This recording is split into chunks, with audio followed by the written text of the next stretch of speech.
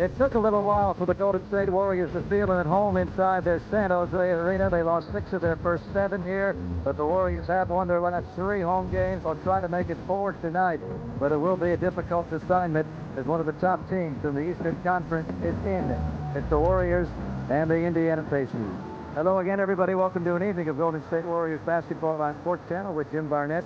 I'm Greg Pop. It's been a very up-and-down week for the Warriors, Jim. A 28-point win over the Portland Trail Blazers here on Sunday afternoon. They came back on Tuesday night and won here over the Denver Nuggets by 15 points. But then the very next night, they collapsed in Phoenix, was beaten by the then at 1-14 Phoenix Suns by 31 points. The common denominator in the 3 games, rebounding. When the Warriors won, they rebounded the basketball, Jim. When they lost by 31, they were badly out-rebounded by Phoenix. Well, I think it may be a theme this year that the Warriors are going to be inconsistent. They're going to beat some very good teams, but they're also going to fall flat as they did in Phoenix. But it's remarkable they could accumulate 57 rebounds against the best rebounding team in the NBA, the Portland Trail Blazers, and also they get a rebound against the New Jersey Nets. And then against the Nuggets, they out-rebound them, but then they only managed 39 rebounds against Phoenix Suns on Wednesday night. And tonight, they are meeting a very big front line. And you start with Antonio Davis, who comes off the bench and gives you almost double-digit scoring and over 7 rebounds a game.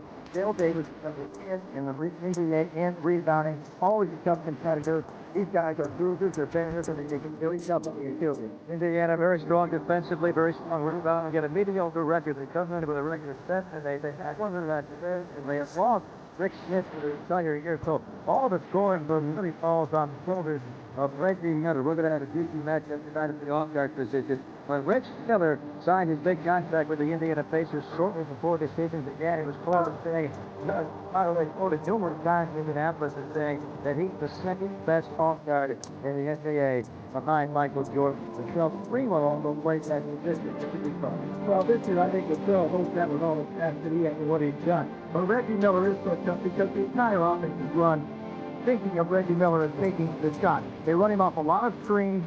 They look for him to shoot from long range. His career numbers against the Warriors are way down. That's part, and due in part, because of the tremendous defense and pressure put on by the Sprewell. But if he is left-handed, he will get the ball in his hands, and he will normally knock that down.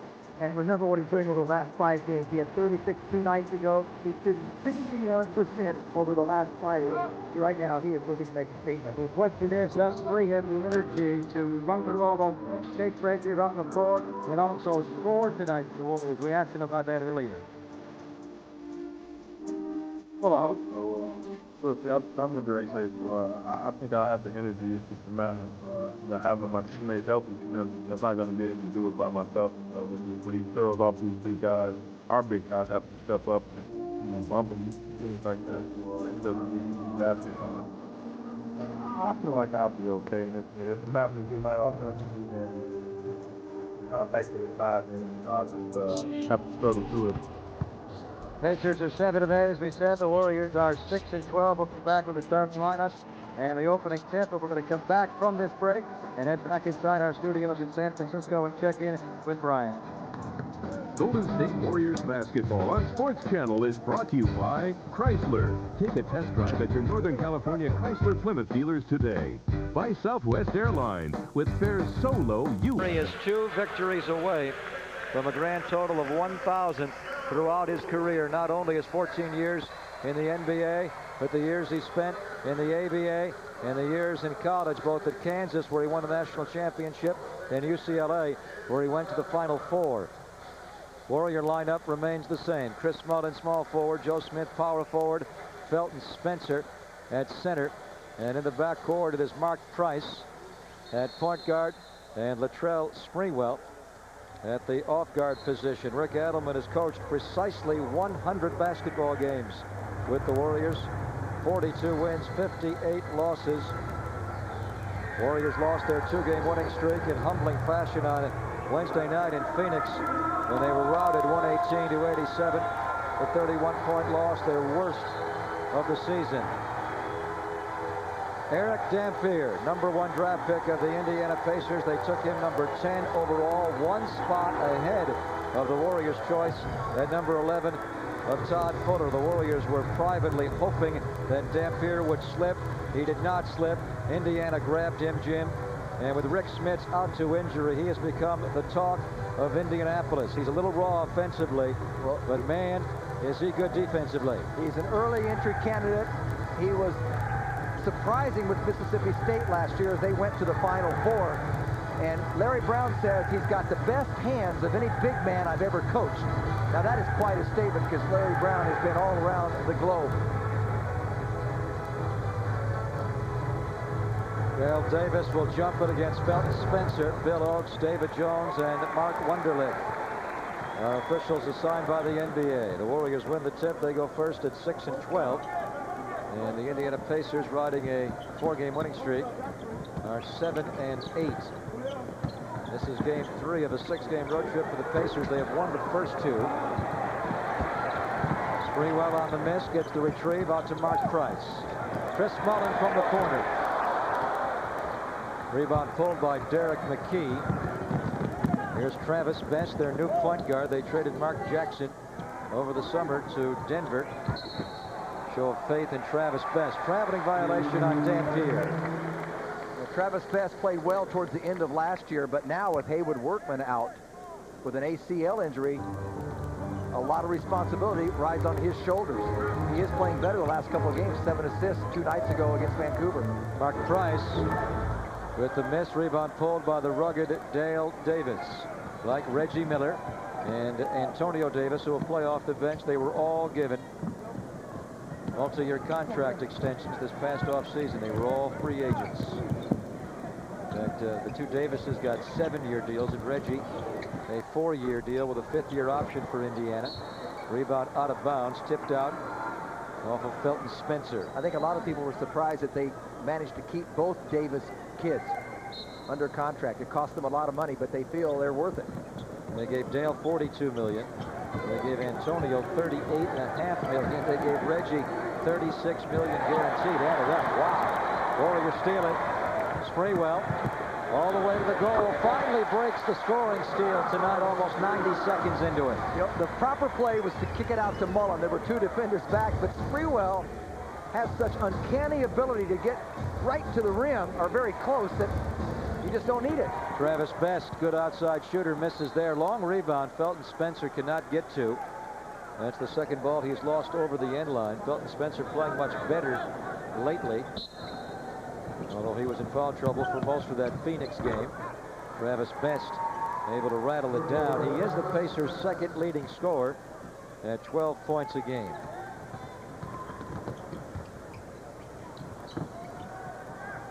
Knickerbockers snapping Miami's long winning streak with an impressive win tonight at Miami Arena.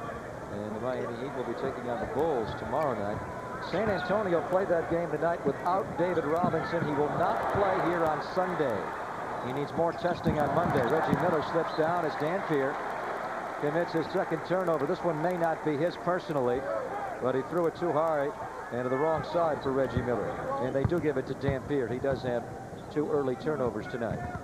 He is offensively very raw. It's going to be a long night for Joe Smith, you would think, Jim. In order to have a big offensive game, he's going to have to really work as Travis Best is called for a foul.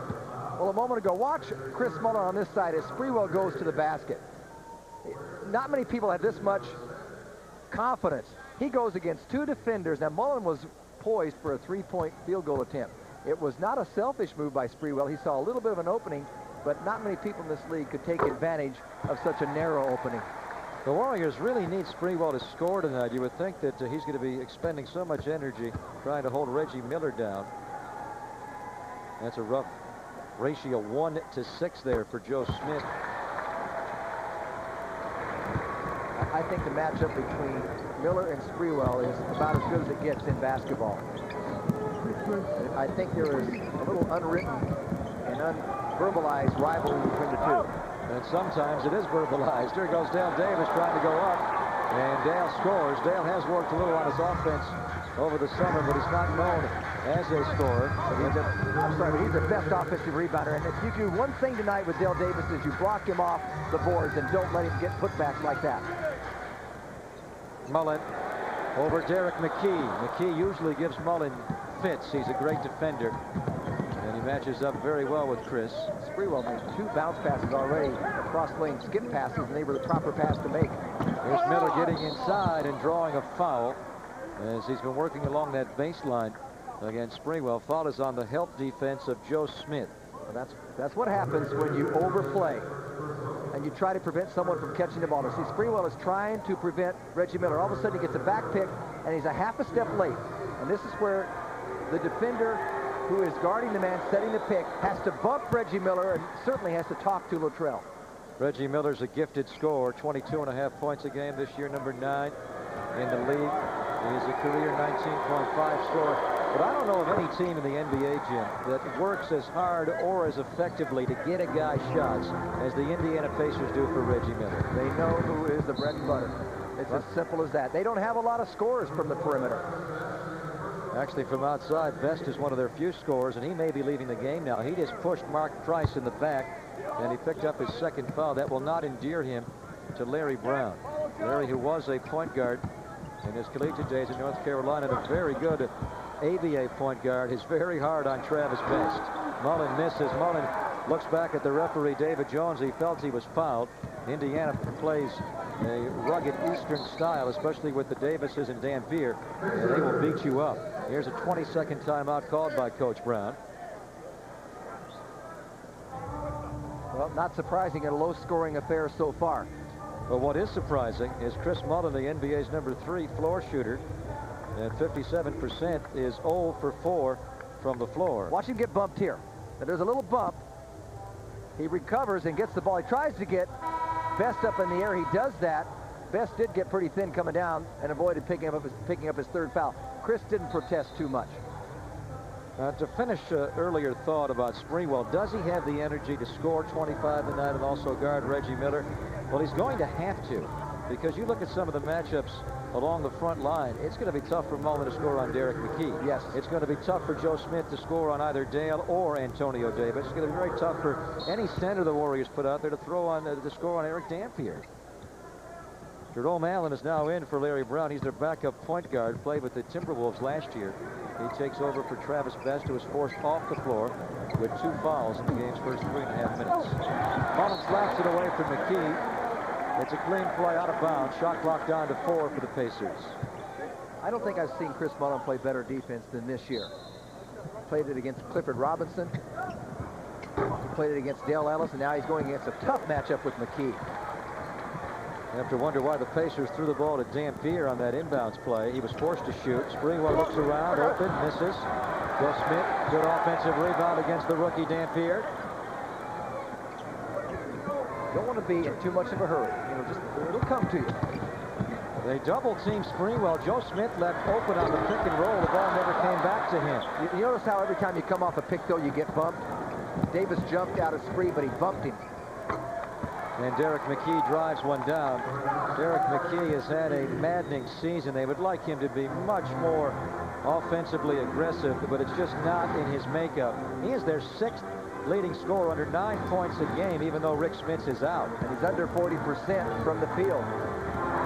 Warriors' second hoop of the game is scored by Felton Spencer. Unfortunately, though, Jim, it's on their 10th shot. Well, Spencer might be one of their go-to guys tonight with Dampier on the floor. He's had trouble defending veteran centers because he just gets a little off balance and is not sure what the officials will allow. That's a good bump by Spencer. You see, there was a foul there. They didn't call it because that's the way Indiana plays, so you're going to get a little leeway yourself. Mullen the 3.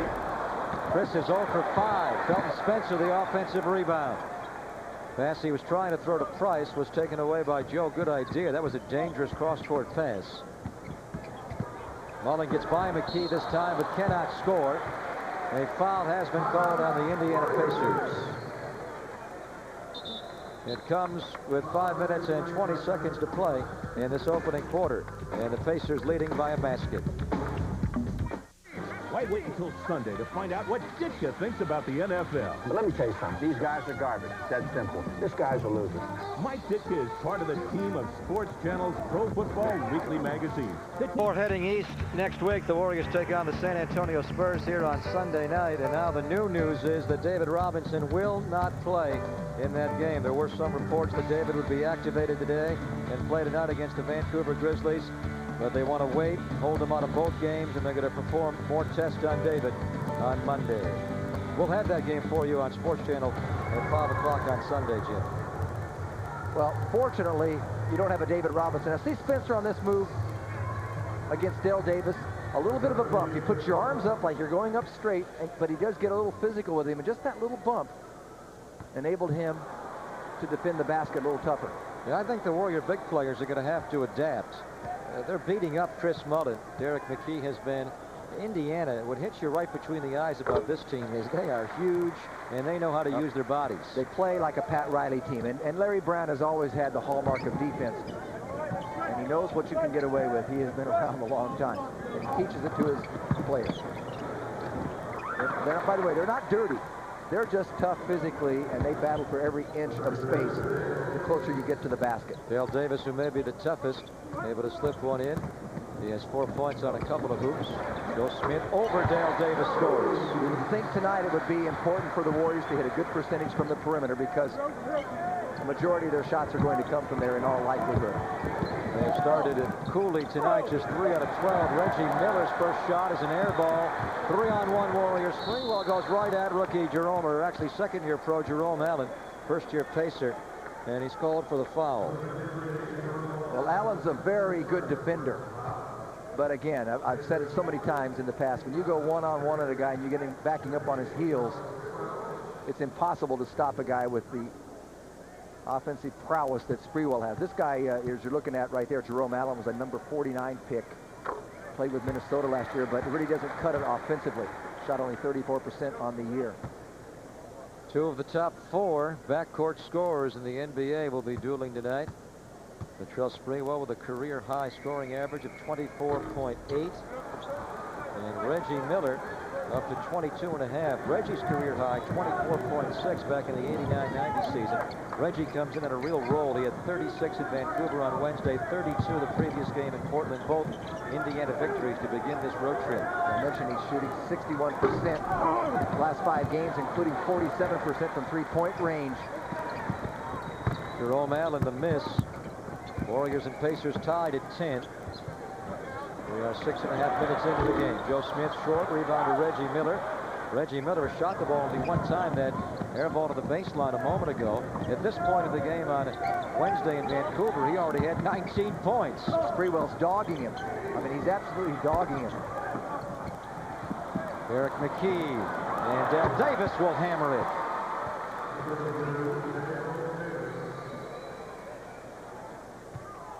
You know, forget the offense tonight. If you want to watch a matchup, just watch Sprewell play Reggie Miller defensively. I mean, it is a work of art, and it is going to get very physical before the night's over. Here goes Price all the way to the bucket, able to get by Jerome Allen. None of those big Pacers in the paint stopped him at all. Mark Price knows a lot about facing the Pacers. His years as a Cavalier in the Eastern Conference prepared him. Good defense by Sprewell, tipped it away. Now Reggie's too far away to take a fade over him. Look at Spencer help out. They make him rotate it. Jerome Allen, a 3-point goal. Jerome, not a very good outside shooter, has missed his first 2 tonight. Warriors look for the lead. Felton Spencer goes right through. Nice pass by Mark Price. Could that be his first fast break basket? I don't recall him running the floor like that before. I'm talking about not the game, the season. Now Davis has had 2 or 3 dunks. There was Derek McKee slipping it into Dampier, the rookie, and the game is tied at 14. For Dampier, that's his first basket of the game. Offensively raw, but defensively, they think he could be a great, great shot blocker. Dale Davis picks up the foul on the rotating defense for Dale, his first of the game.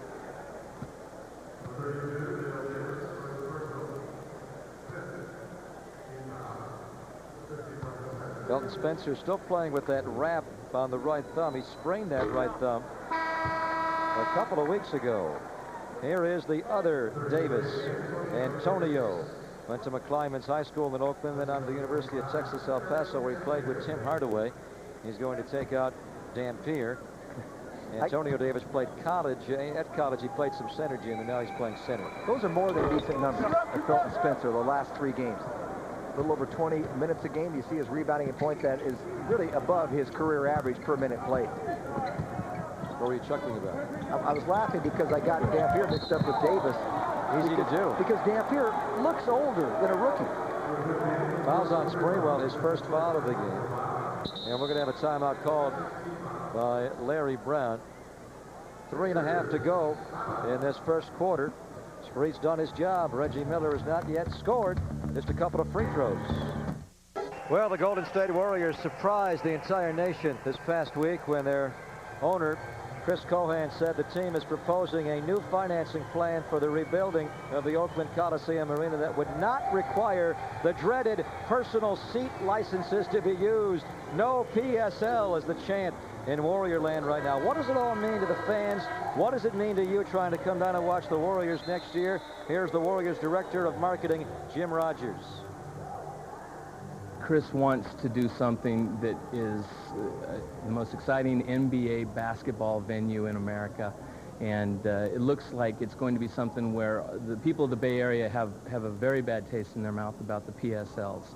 And while we feel that we would have been able to sell PSLs because it would have only been for the best seats in the house, it probably is just a better idea all the way around for people to just pay a single ticket price. You're looking at pricing in the lower bowl from $35 to $55 in the non-club sections, $75 to $90 in the club sections.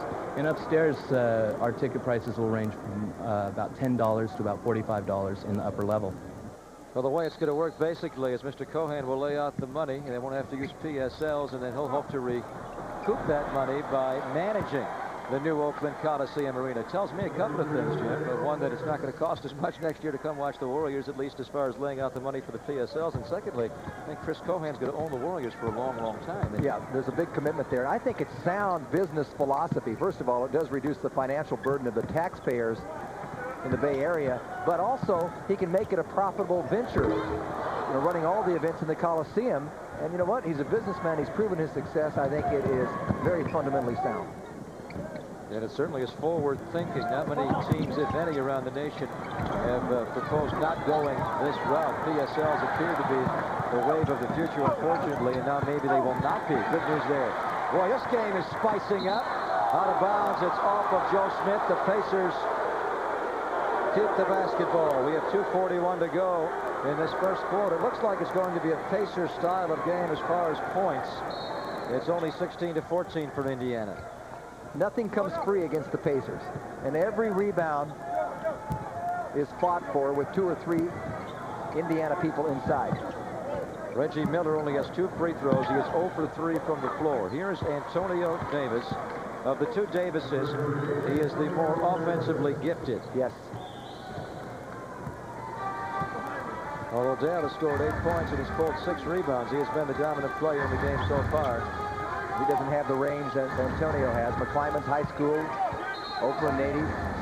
Illegal defense here on Dale Davis. Dale just kind of hanging in the middle of the lane. More changes for Indiana. Rick Adelman looks out there and sees one defender leaving, another one coming in. Here's Vincent Askew, the longtime Seattle Supersonic and a former Warrior. They picked up Askew from the New Jersey Nets in an early season deal this year.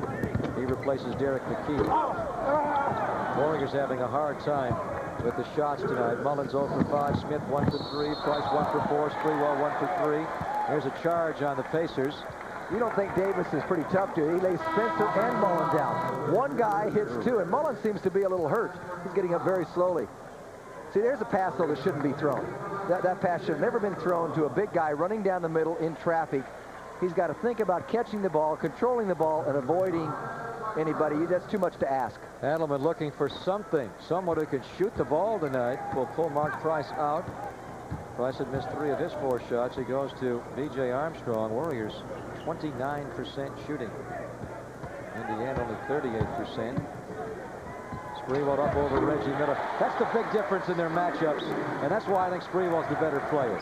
He can't guard Sprewell nearly as well as Sprewell can guard him. No, and the big advantage Latrell Sprewell has is he will get a lot of points in the open court, fast break opportunities, and score in a different fashion than Reggie. Reggie does it in the half-court set when he runs off the 1 and 2 picks. Technical foul. Sprewell got 1, and a technical has also been called. Yeah, the technical's on Reggie Miller. That's what I thought. Let's take a look and see. There's no talking. It's just physical. There's the bump. Now we're going to see a little retaliation. Wasn't much retaliation. There may have been something before that from Reggie, but, you know, they're competitors. It's very natural. And you know what? Reggie Miller, 0 for 3. You get a little frustrated. They're working at both ends. I love it. Reggie Miller has been shooting erratically this year. Overall, he's at 46% from the floor, but extremely hot in their last 4 games. Now those technicals, I thought they were pretty chintzy, if you ask me, but they're just trying to make a statement, the officials are, just to slow it down right now and get control of it. Off of Reggie Miller, Sprewell locks him up again. The San Jose Arena really getting into it now. They know they're watching something special. Yes. Dwayne Farrell, who has given Indiana needed offense off the bench in light of the Rick Smits injury. He comes in. Look at this one-on-one defense here. You can't get any better than that. No, and Reggie even put an elbow into Spree to try to create some space and couldn't get away with it. They haven't said a word to each other yet, Greg. There's no talking. It's just all action. Fouls on Reggie Miller. Reggie thought it was going to be offensive against Sprewell. Reggie Miller was out early tonight. I don't know if it's the fact that he's in the San Jose Arena for the first time in his life, but he normally comes out late to shoot. He was out very, very early, well before his teammates came. There's the hand. Little handshake. It seems pretty innocuous to me, very harmless. Put Sprewell on the line. I think the referees are making a statement with that call that they want those two guys to have a nice, clean game tonight. Sprewell, who's been shooting his free throws so well, missed 2 the other night. Now he's missed 2 already tonight. He's only 2 for 4. Warriors from the line tonight, a very surprising 5 out of 10. And Sprewell's missed 2 out of 3 himself. And in a low-scoring game, that can come back to haunt you. Wonder if we have time to go back and edit our Warriors TV roundtable. We were in the studio today with Bimbo Coles. We talked about what a great free throwing club they are, Jim. We got to get improvement here. We're going to look awful silly when this thing runs. It won't change that drastically. Miller lost the ball. Sprewell, what a catch! Touchdown! Folks, you're speechless. I'm spellbound because that is something special. To catch the ball, he didn't even take a dribble. I'll tell you, that's one of the great plays this year, folks. And right back, they score on the other end. And I'm not a big advocate of a guy dunking the ball, but that was a spectacular athletic play. That's a highlight. I thought the play was good. I was more impressed with the fact you couldn't get anything out. He brought you to stammering there, Jim. That's hard to do. I'll tell you, I enjoyed that. 20-20 vision here. We're tied at 20 late in the quarter. Shot clock down to 5. A little switch here. Armstrong against Reggie. Miller banks it down. They go back to the Bull-Pacer rivalry. Reggie used to always get the Bulls angered from midcourt. Jalen Rose!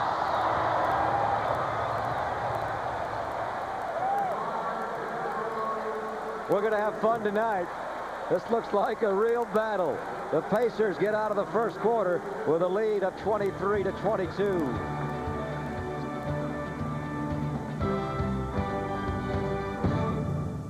Coliseum Arena and no PSLs, but don't forget to come down and join us this year at the San Jose Arena.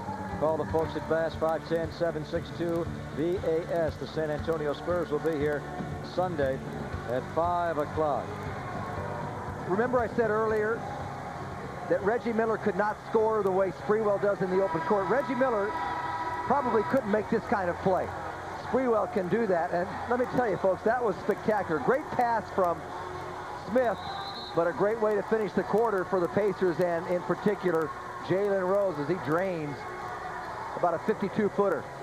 That's a long putt.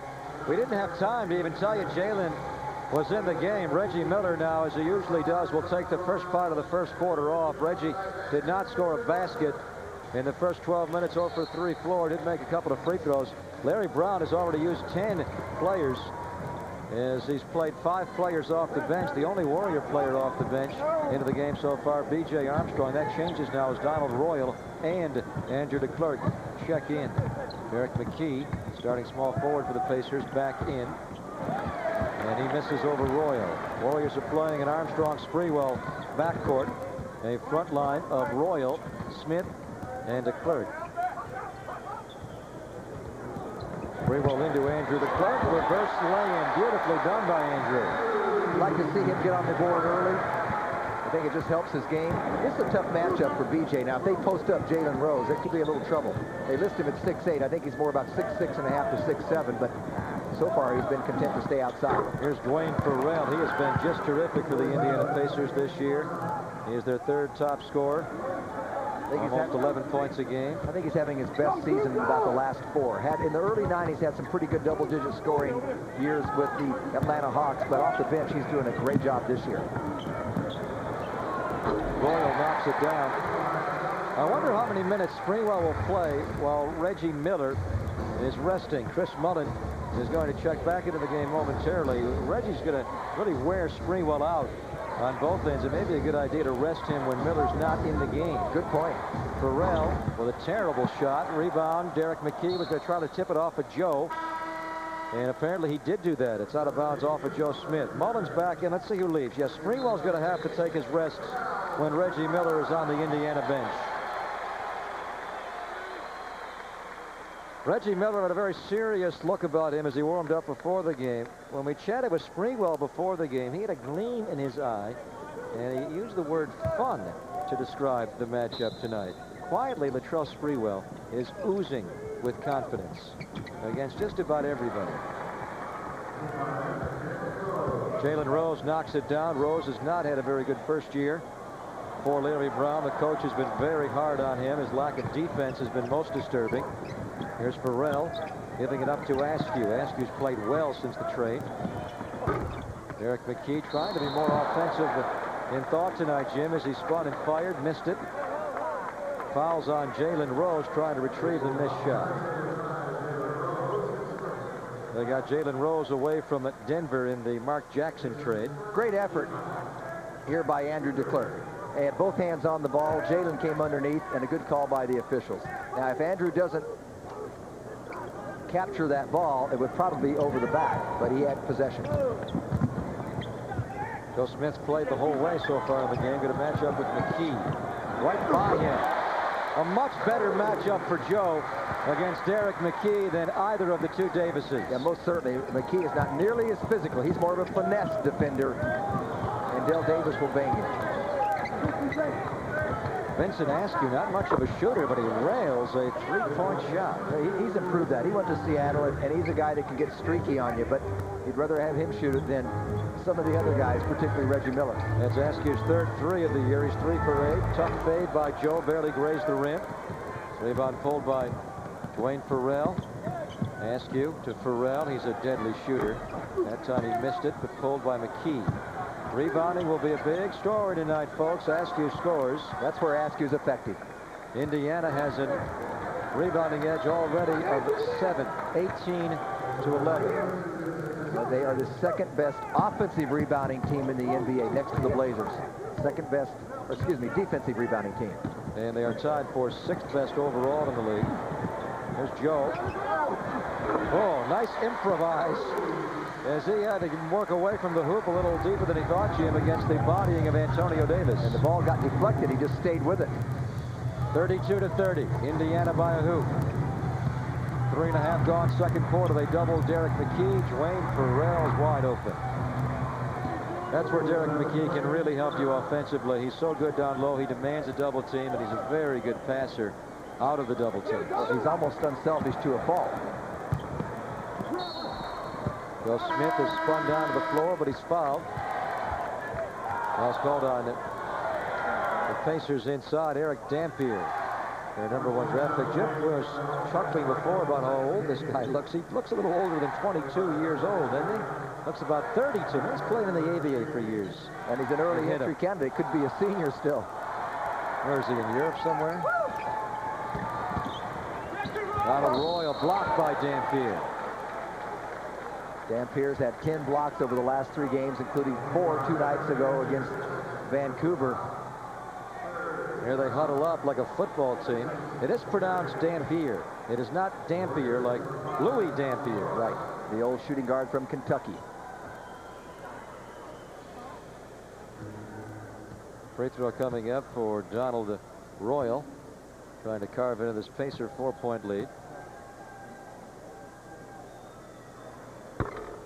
speaking of football, join us tomorrow night at 8 o'clock. Sports Channel's Saturday Night NFL. Insights from Mike Ditka, Randy White, former great Cowboy, and Fred Edelstein, his personal picks.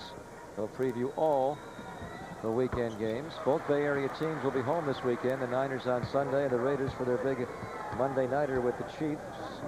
Royals 2 free throws give you 4. We are 4 minutes into the second quarter. Indiana up 34-32. Jalen Rose slipped down, gets up. He's a big guard, Jalen Rose. He's 6'8". Yeah, he's 6'8", but he's not your typical point guard. I think that's the problem with Larry Brown this year. He's just not doing, he doesn't have all the point guard skills, although he did lead the Nuggets in assists last year at a little over 6.5 per game. But he's a little wild, and he doesn't make the best decisions. And he's a very inconsistent outside shooter. Illegal defense called on the Warriors. In fact, we'll have a full timeout taken by, no, it's going to be a 20-second timeout, pardon me, 20-second timeout taken by Rick Adelman. Warriors down 2. Both clubs shooting at about 46% from the floor early in this one. And there you see the coach talking to Jalen Rose. They've been doing a lot of talking this year. The Warriors have the perfect gift for the sports fan on your list.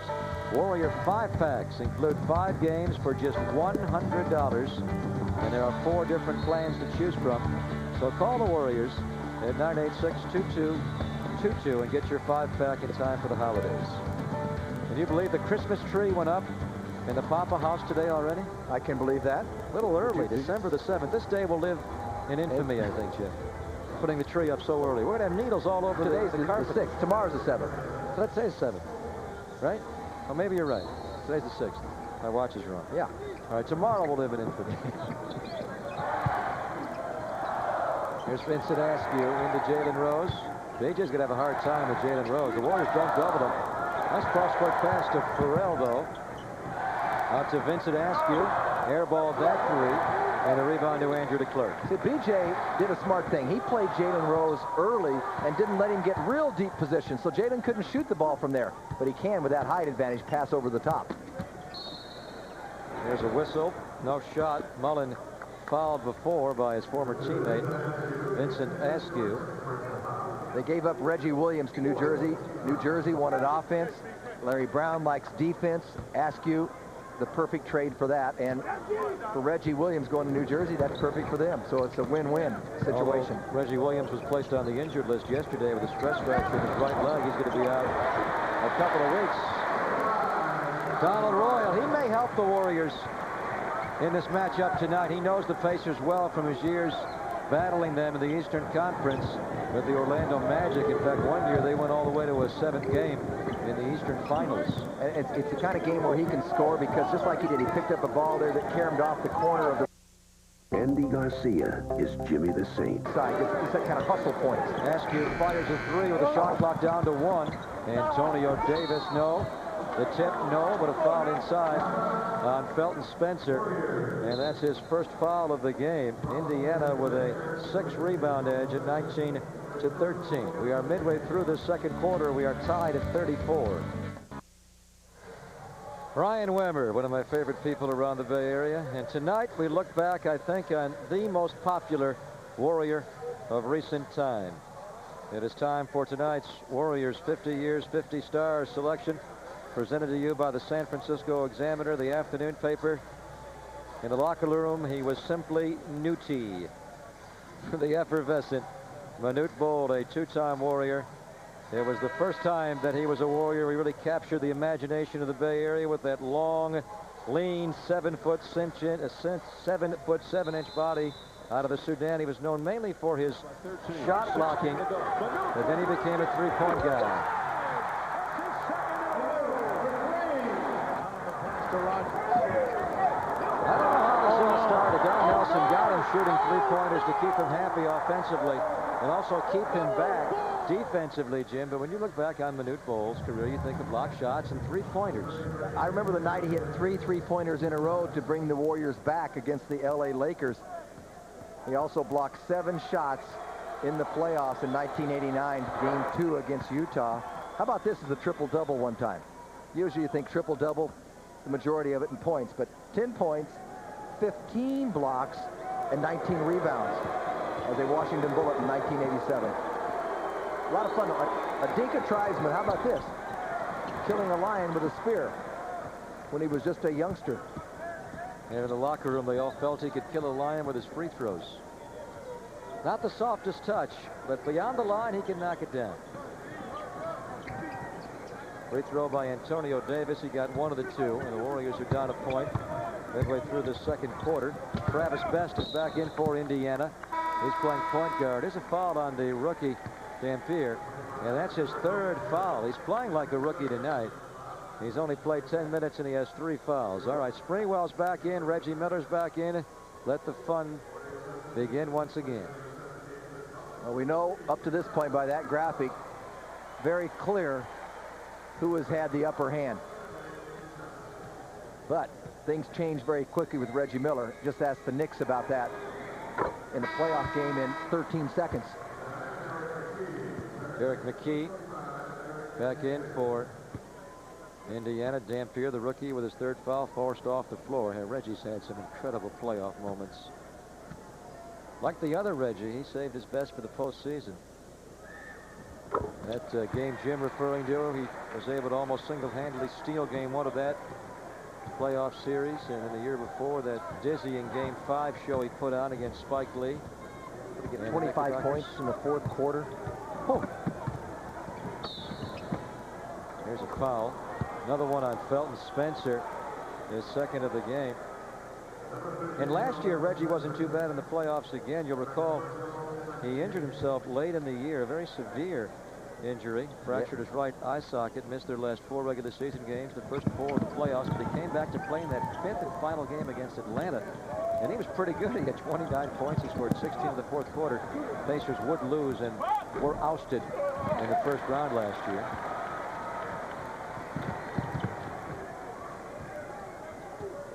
Miller picks up Sprewell. Armstrong over Travis Best. Rebound pulled by Derek McKee. Like Vincent Askew, a former Seattle Supersonic. Here's Antonio barging in. They thought he traveled here. No call. It's out to Perrell. The Warriors are playing the defense like they were before. He still has not scored a basket. He's 0 for 4. It's the same type of defense they're playing against Denver. They're really cutting things off inside right now. Now switch. Travis Best picks up Sprewell. Travis Best playing with 2 fouls. Trying to get it back into Spree. No, BJ drives, stumbles, and he's going to get a pushing foul on Antonio Davis. I thought initially Sprewell gave him the pass a little early. I think he could have gone deeper to the baseline, then BJ might have had a 3-point shot, but Miller could recover. And as Miller was recovering, BJ went right down the middle. It looked like someone maybe stepped on his foot because all of a sudden he got that flat tire and just stood up on a dime. Now, we talked about rebounding and how that has been a barometer of the Warriors' success or lack of success the last 3. I think B.J. Armstrong also is a barometer, Jim, and he scores well off the bench. Hey, Spike did make it tonight to get on Reggie's case. I like that. No, when B.J. plays well off the bench, the Warriors usually play well. And, you know, he came, remember he made that shot with 2.4 seconds to go in that first quarter just prior to Jalen Rose's 3. That was an aggressive shot over good defense. And for B.J. to play well, he needs to score. He has 6 tonight off the bench. Indiana, a 4 rebounding edge. That's better, though, in the second quarter for the Warriors. Remember, they were down by 7 in the rebounding department. It was 18-11 not too long ago. Now it's 20-17 for Indiana, although Dale Davis has been resting for a while. Because B.J. told Donald Royal, just go on out. We have something else going here. I like Donald Royal against Reggie Miller posting up. B.J.'s got to clear through. Shot clock down to 3 as Sprewell puts it over the backboard on the bounce. Dead ball rebound to the Pacers. There was nowhere for Spree to go on the drive. He wanted to take him to the hole, but it was covered right and left by the other defenders guarding his own teammates. It's going to be tough for the Warriors to score tonight, that's clear. Indiana's held the opponents to under 100 points in 10 straight and 13 of the 15 games they've played this year. Pretty impressive. Teams only average slightly better than 90 against them. Reggie Miller, finally his first basket with 4 minutes to go in the first half. He has his first hoop in his last game. By halftime, he had scored 31 points. But believe me, Lawrence Moten does not defend like Latrell Sprewell does. He lit up Moten and then later Anthony Peeler, who were guarding him or trying to guard him for Vancouver. Game tied at 38. VJ having a tough time beating Travis Best off the dribble. Spencer on the putback does not get the roll, but he does get the foul. Foul's on Derek McKee, his first. Now watch as Miller comes off this pick. Watch what Andrew DeClercq does. This is the way you've got to help and give teammates a little bit of help. See, a bump. Now Sprewell then recovers. But watch what happens on the weak side again. Down low, Sprewell gets his eye on the ball, loses sight of Reggie Miller just for a moment. Knows he's in the vicinity, and that's all Reggie Miller needs. Just a little bit of space. It's a long three. Joe Smith back in for the Warriors. Joe 8 points on 3 of 6 shooting. Andrew DeClercq played with good energy tonight. 3 rebounds in 8 minutes. He is out. Mark Price comes back in, and B.J. Armstrong leads. Warriors having a very poor free throwing game. They're going to need free throws to hang tonight. Farrell gets an easy one, as the Warriors did not get back defensively. Can't afford too many of those. You have to work too hard for your own baskets. And now they trap, and they call a timeout as Mark Price was trapped up against the sideline. Early timeout here, 3.5 to go in the first half. It's a very slow and physical Eastern style of game, and that favors the Pacers.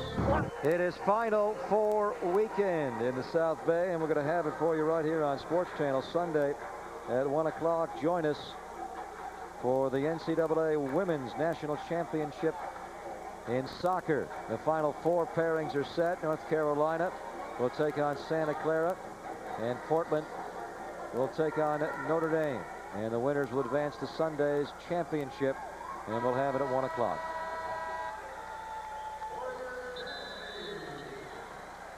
Larry Brown and the Indiana Pacers, with Reggie Miller as their lead trigger man, have been close to the NBA Finals.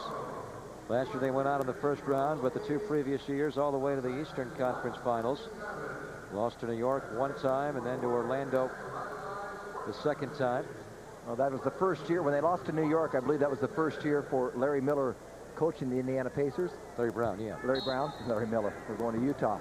And they lost in Game 7, a very close Game 7. This is Larry Brown's 4th year coaching the Indiana Pacers. Mark Price, a 3-pointer. And that did not touch anything, but the rebound does squirt over to Antonio Davis. He has already pulled 6 rebounds in 13 minutes off the bench. 3 minutes to go in the half, Jim. Past 2 seasons for Larry Brown, they've won 52 games. And that's the first time he did that 2 years ago. It was a Pacer record. No team had ever won 50 games.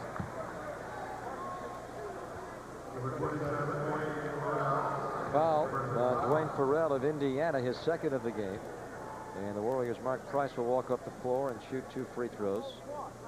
A lot of rumors surrounding Larry Brown about with Jim Herrick being released at UCLA. He would return to UCLA. It purely isn't possible.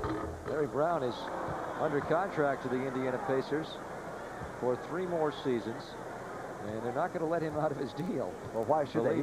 He is an elite coach. He's a tremendous coach at any level, quite frankly. He knows the game inside and out, and he loves it.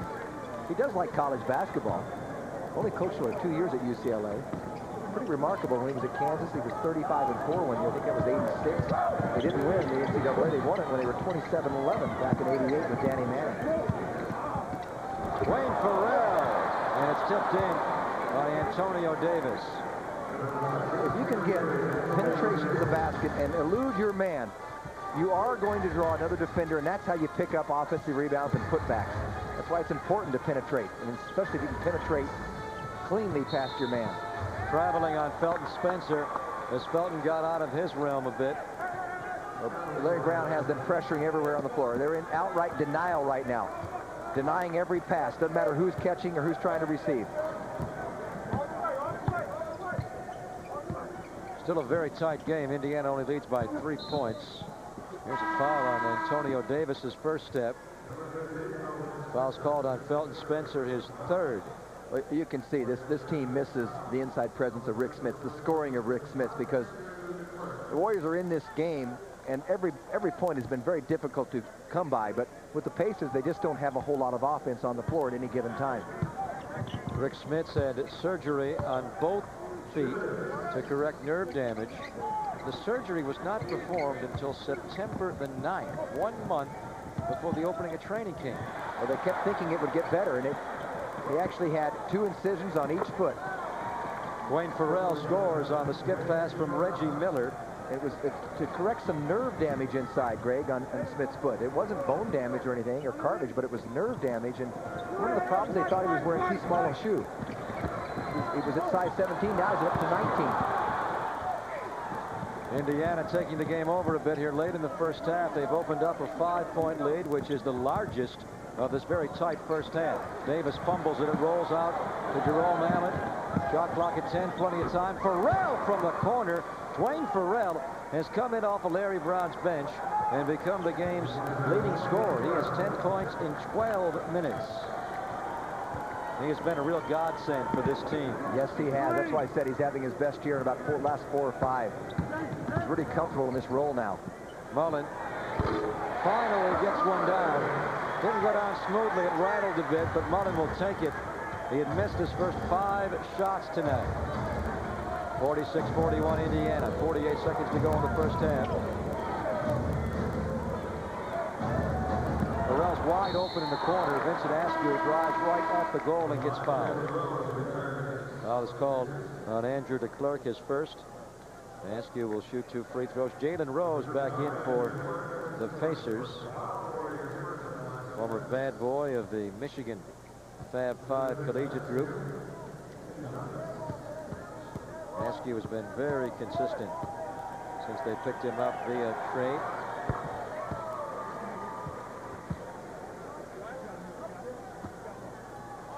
He was a Warrior for a year and a half. And he went to Sacramento ever so briefly. In almost 4 full years he played for George Karl, but ran into problems in the postseason last year. Actually complained during the finals about playing time of all times. Mullen. Rebound Farrell. 30 seconds to go. Here's Askew. They'll slow it up a little bit. They brought Jalen Rose back in for defense just to close out the half. Ball chipped into the backcourt, but it was tipped by Mullen. No over and back. Shot clock down to 10. 16 seconds to go in the half. Jalen Rose. Charging. He was wildly out of control there. So they didn't bring Jalen Rose in for offense. He hit the one as time expired in the first quarter to end the first quarter. But I said before, doesn't always make the best decisions. He just couldn't slow down. Andrew DeClerc got there in plenty of time. Here's your last play of the first half. Mark Price into DeClerc, out of bounds with 2.7 to go. Just got to be Price ready. may have had a shot there. Yeah, but I think DeClerc has to bend his knees a little bit and be ready to catch that ball. He was looking for rebound position because he thought Price was going to shoot. Mullen. DeClerc. Sprewell, good move to get open, and he missed the shot. He was not open, but a quick bolting room move around Farrell. Very tight defensive style of first half. Warriors score only 41 points, and Indiana gets 48. By 7 and but plenty love in that first half against the one-getting interior defense of the Indiana Pacers. The Warriors come up to only 41 points, and they are down 7 at halftime. Greg Papa back inside in the San Jose arena where they're all excited about no PSLs. No PSLs. You may be noticing here at halftime the Golden State Road Warriors are in action. There's the Valencia Trooper Johnson along with Chuck Gill, number 23, in the middle of the lane. And they're laying a curtain on the Seattle Supersonics wheelchair basketball team. Another busy summer for both Trooper and Chuck. They were in Atlanta this year for the Paralympics. After winning a gold medal earlier, this time they had to settle for a bronze medal as they lost to Australia in the wheelchair basketball gold medal game. We talked to Trooper and Chuck about that earlier today. So just so much it's so cool. You know, we had a goal to make, and we were all finished working on something to them, and it's so really cool. What happened this time? Yeah, you know, we didn't adjust really well.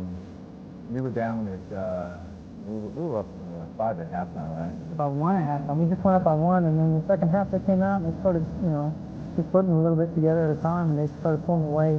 We pulled back on 1 with 2 minutes left to go, and we just couldn't finish it anymore.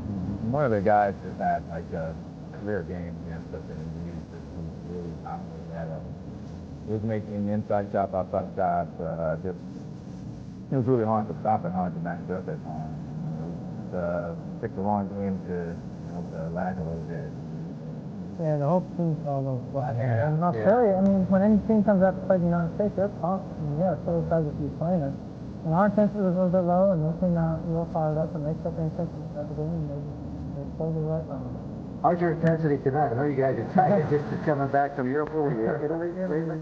Always over there. Our trip took them off 2004 bid for them for the it was a good trip, but coming back here, we'll have to see what the season starts. Chuck, I got a chance to watch you guys play for the first time last year. There were several things about the game that just startled me. The way you two counties in particular, and just how physical the game is. Is that what you hear from people who check you guys out for the first time? They didn't realize just how much you guys get after each other? Definitely. When they see it in person, on TV it looks a little bit slower, but when they see it in person, they hear the contact and they see, the contact, and especially us, we're on the floor all the time. We're hustling and going out there and giving all. So, that's one of the things, and then also the speed of the game. And then, after they sit there for a while, then it's like, hey, it's not just we're out there just scooting around. It's the strategy and everything that's involved. Yeah, there's a lot of strategy involved. In the three-point shooting, you got involved in a little three-point game with some of the Warriors recently, didn't you? Yeah, we had fun being a horse. We kept going deeper and deeper. Oh my gosh, we couldn't go back. I was like, holy cow, I couldn't even see the rim after a while. But outside of Sprewell and Mullen and Price and some of the better shooters I've seen, I think you can handle some of these guys, did you? Yeah, I'm probably good. Oh, he's getting modest out there now. I don't know. I have some days like Is it difficult to gear up to the schedule of the Golden State Road Warriors after the level of competition you were facing this summer? it was kind of weird because the intensity level was so high for so long, and you have such a focus going to the Paralympics, and for 4 years you've been focused on those competitions. And everything's been building towards that. And then all of a sudden after the games, you kind of have a letdown. Looking forward to the next season, it's not as, and it's hard to say, but it's not as important as the Paralympic Games just in what the game is itself. But we'll have to see it back into it, and we're looking forward to the season. I'm looking forward to seeing you guys back at work. Thank you. Thank you. Road Warriors are going to be in action after the game tonight also, and they're going to have a tournament coming up over on the campus of San Jose State this weekend at the San Jose Event Center. Warriors are down at 7 against the Indiana Pacers. Halftime, we'll come back and rejoin Jim, show you some of the first half highlights. Warriors scored only 22 in the first quarter, and then in the second quarter, going up 19 as they shot only 40% in that first half. But Indiana not the only club playing good defense. If you take a look at our Chrysler halftime highlights, that Sprewell did a tremendous job on Reggie Miller. Well, if we take a look at these highlights, we're going to see some dogged defense by Sprewell. Here's what you call face guarding. That's where they picked up the double technical. The officials trying to get it under control. But watch Sprewell work through a screen, work through another screen. They do that a lot with Reggie, and he makes a passer out of it. At the other end, Sprewell was very patient in this half-court set. A little up fake, throws him to the ground and just shoots with his quickness. And you can see the matchup. Miller only 5 points on 1 for 6. That was a three-pointer that he did make. Sprewell 3 for 7, including a spectacular dunk in the open court. In the first quarter, it was all Indiana Pacers as far as the rebounding is, particularly at the offensive end. They got 5 offensive rebounds in the first quarter alone. That's immediately put back. Now the Warriors played them even as far as the rebounding position in the second quarter, but points are very difficult to come by. I thought the game changed when the Pacers went to their bench. Dwayne Sprewell comes into the game, and right now he's the only guy in double-digit scoring. In 13 minutes, he's put up 10 points. You can see the Pacers have more than doubled the bench output of the Warriors. And that's really the difference in the game. And the big difference, too, for the Warriors is Mullen is 1 for 7. Mark Price is only 1 for 5. baskets are very difficult to come by against the tough defense of the Patriots. And you really have to find someone to slow down Joanne Farrell. I mean, you hope it's not Sprewell, because you want to leave Sprewell on Reggie Miller. But if Indiana gets that second offensive weapon going, and even if Miller has an off game, Farrell could pick it up to them, they could score enough to still win this thing. Well, that's very possible. But you also wouldn't expect Reggie Miller to be contained the entire night. Somewhere along the way, he's going to get free and break loose for 8 or 10 points in all likelihood, no matter how good a defense Sprewell puts on him. But right now, Reggie Miller has been contained, and they've got to find something to stop Farrell. He is a good outside shooter. Davis, most of his points came with his one little jumper, but 3 follow-up shots, including a couple of dunks. Sprewell played 20 minutes in the first half. He was resting the 4 minutes that Miller was down. Miller, in fact, rested for 6 minutes in total. Warriors did not make a single three-pointer in this game, and that's very key against this team, because inside scoring is so difficult against the two Davises, McKee and Dampier. They need to stroke the basketball from outside to beat this team. But Larry Brown is not letting the Warriors get some outside shots. I think that the defense even picked up more intensely in the second quarter as the Warriors were being guarded on the perimeter. And in fact, they were outright denial, just trying to even rotate the ball. Larry Brown will send out Travis Best at the point guard position. Along with Reggie Miller, that's the Indiana backcourt. The front line is Derek McKee, Dale Davis, and the rookie Eric Dampier. Dampier did not do much in the first half.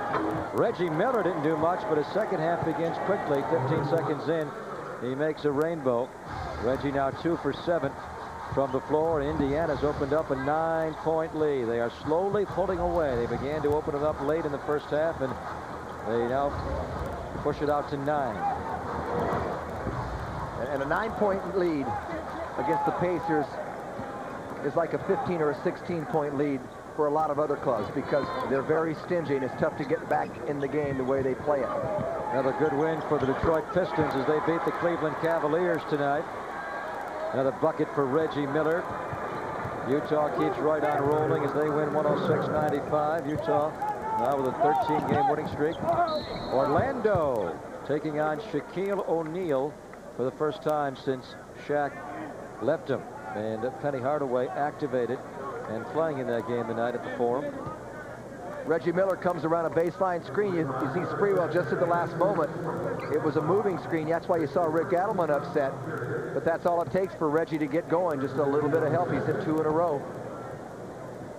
Joe Smith from the line tonight, 2 for 2. Make it 3 out of 3. Quick change for Indiana. Antonio Davis is in the game, and they pulled out Dampier. Dampier just picked up another foul. Eric Dampier has picked up 4 fouls in 11 minutes. Free throw shooting essential. The Warriors have missed 8 tonight, 14 of 22. Now they've missed 9 free throws. They're just not shooting well enough tonight from outside and from the line. Travis Best blocked by Felton Spencer cleanly.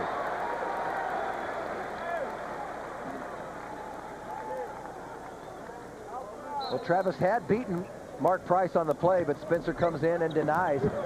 Travis Best having a tough time shooting tonight. He missed a left baseline 15-footer on the quick inbounds pop. He's a good shooter, though, Travis Best. Mullen matching up with Antonio Davis, a switch here. And the Pacers roll it away. Antonio to Miller to Davis. He throws behind Travis Best, and the Warriors get it back on the Indiana turnover. Well, they're very fortunate in that. That was an easy 2-on-1 play. And the Warriors now looking at a 10-point deficit. It could have been 12 very easily.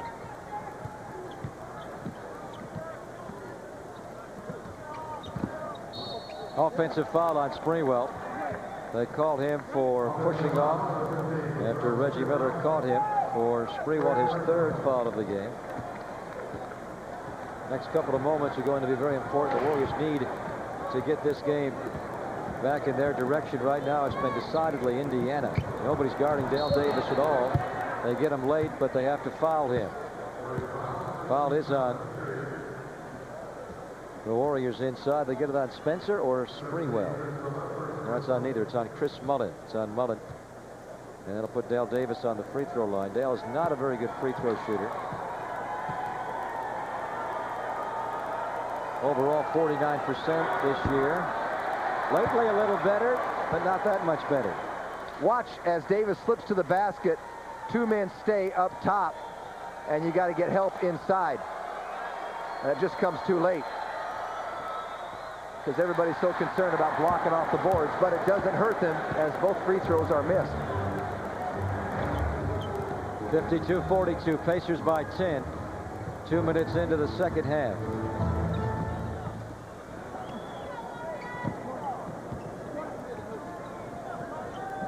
Warriors just can't get any action going to the basket.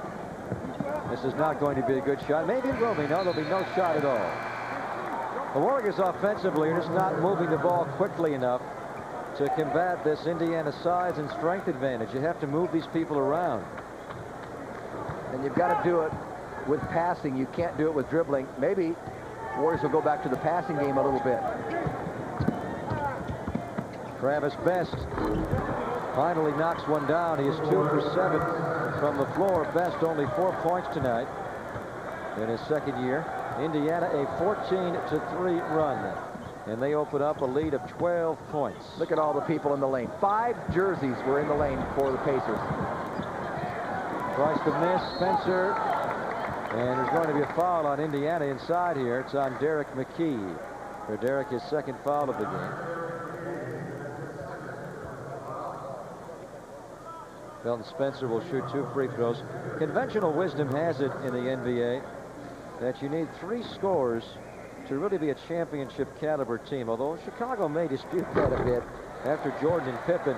That third scorer is a little iffy, but they usually get a third guy every night, either Kukoc or Kerr or somebody. That's why Indiana feels that Derek McKee must become their third scorer, Jim. It's not enough to only have Miller and Smits.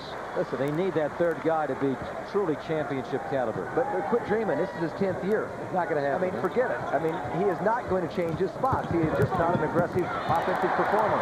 Sprewell with Davis to beat. All the way in. That was a bump. Now, first of all, Sprewell carried the ball. Secondly, he was bumped from behind and very nearly missed that. And I thought Bill Oakes should have blown the whistle. I really firmly believe that. Rick Adelman's working on Oakes here, saying Davis rode him all the way in, and clearly he did with a free hand. I'm surprised he made the shot, quite frankly. McKee, a three-pointer, no. Rebound pulled by Felton Spencer. Here's Price. Joe Smith. Warriors needed that one. Warriors right back in the game. It is down to 6. They cut the 12-point. Indiana lead in half. Timeout, Larry Brown. 8.5 to go, third quarter. This copyrighted broadcast of the National Basketball Association may not be retransmitted, reproduced, or rebroadcast without the express written consent of the NBA. Just a moment ago, the Warriors were down by 12. Mark Price knocks the ball away. And watch Sprewell. He's going to carry it right there. He takes a couple of steps, but then the bump. Now, neither were called, and Sprewell just got the basket. There's another look at the bump. That's a clear push. And from any angle, it was easy to call, but there was no whistle. That is why physical basketball works, because if you bump enough, they let enough of the bumps go, it just becomes part of the game. Travis Best, no. Rebound, Dale Davis. Couple of tips, no. Rebound to Mullet. The Warriors a 6-0 run. They were down 54-42. And now it is 54-48. Dale Davis will pull it out. I think he almost traveled. Well, you see McKee passed up a shot right there. I mean, and he's a pretty good shooter from that spot. Miller lost the ball. The Warriors have responded in the last couple of moments when this game was teetering. They are very much in the game. Felton Spencer could not catch what looked to be a wide open path to the goal. That should have been traveling on Antonio Davis. He slid along on his back.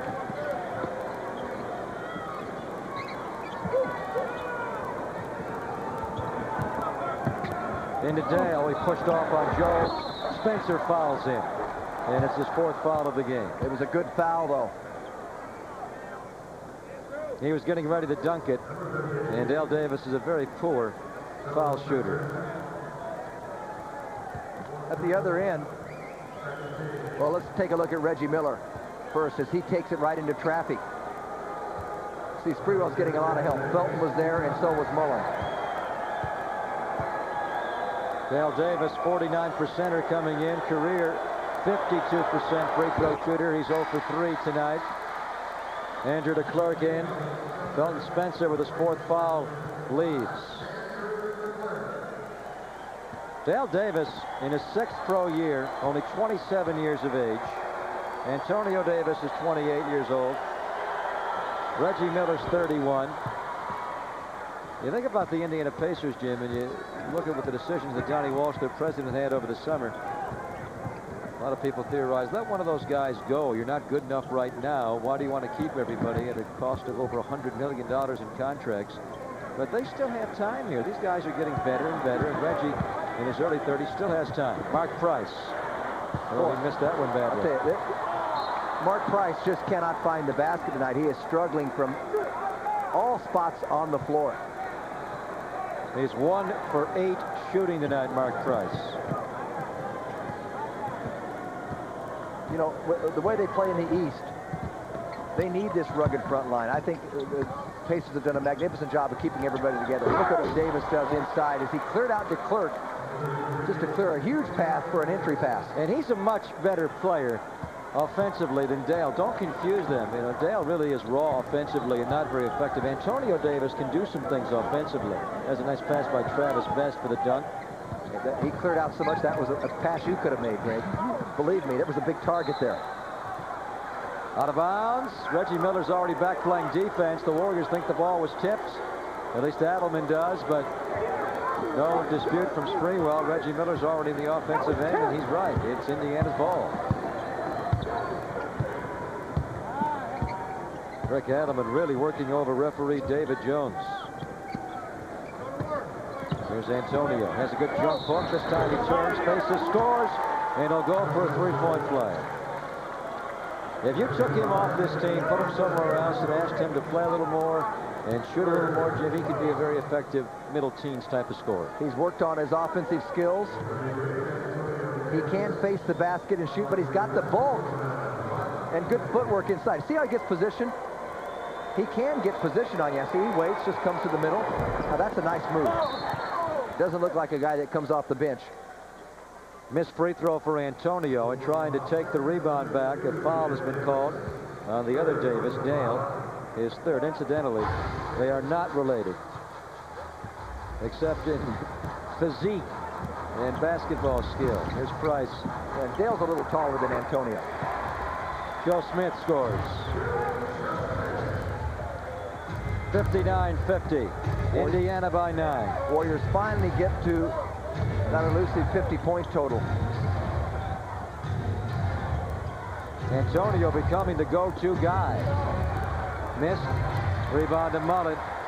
Indiana getting away from the Reggie Miller-Sprewell matchup, even though Reggie scored on him twice in a row to open this half. See, they've already used up about 10 seconds now just to get the ball into operating position.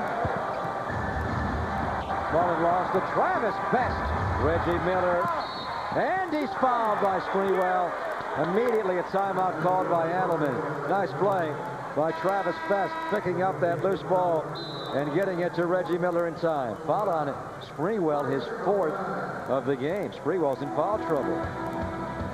It's a tough one, and right now, Rick Adelman, we could be facing a technical foul when we come back. We'll have to wait and see. Reggie Miller has a free throw coming. No technical on Rick Adelman, Jim. George Irvin, who was a former head coach of the Indiana Pacers and a former assistant under Larry Brown, did some lobbying inside with the referees during the timeout. Well, McKee's got those long arms. He poked it away. Now Miller, you see how he protected the ball? Sprewell thought he was going to expose it momentarily, but Reggie Miller, in all likelihood, will complete a three-point play as he's going to go to the line. Now, Rick Adelman did not get a technical. This is the way we went to the break. Rick Adelman still under control, and I say could be getting a technical. The game is not over yet, but I'll tell you what, it's been very physical. And, you know, not only is it tough for the Warriors to score, it's tough for them to even get shots. And I think these are the two guys it affects the most. Mark Price and Chris Mullen, they are both basketball fundamentalists. They don't believe in this type of style. They don't do it defensively. When a player beats them, they don't push and grab and hold. But that's the way basketball's played in a lot of cities in America, and those in the Eastern Conference. It's played that way in New York. It's played that way in Indianapolis. It's played that way in Miami. Mark Price, in fact, has been held and grabbed and pulled so much. Looks like he has a bad hand. He heads back into the Warrior locker room with team orthopedist Dr. Mickey Krinsky. We'll get a report. Meantime, B.J. Armstrong is in. Mullen up over Reggie Miller. Cannot get one to fall. Mullen, the third best floor shooter in the league coming in, has missed 7 of 8 shots tonight. The Pacers turning it into 2 more points on the other end, scored by Travis Best. And now Indiana has a 14-point lead, their largest of the game. Greg, you know what's amazing? This quarter, the Warriors have only attempted 9 field goals. Attempted 9 field goals. Another turnover. Warriors have scored 9 points in this quarter. They are 3 for 9 from the field right now, this quarter. Another doubling Mullen. Well, Sprewell does not need much help. Dwayne Farrell, got to stay on him. He's in the game now. Farrell hurt the Warriors off the bench, scored 10 points in 13 minutes. Here goes Smith. Foul. He beat Antonio Davis, and then the help came to the person of Eric Dampier. The foul is called on Antonio. That's his second of the evening.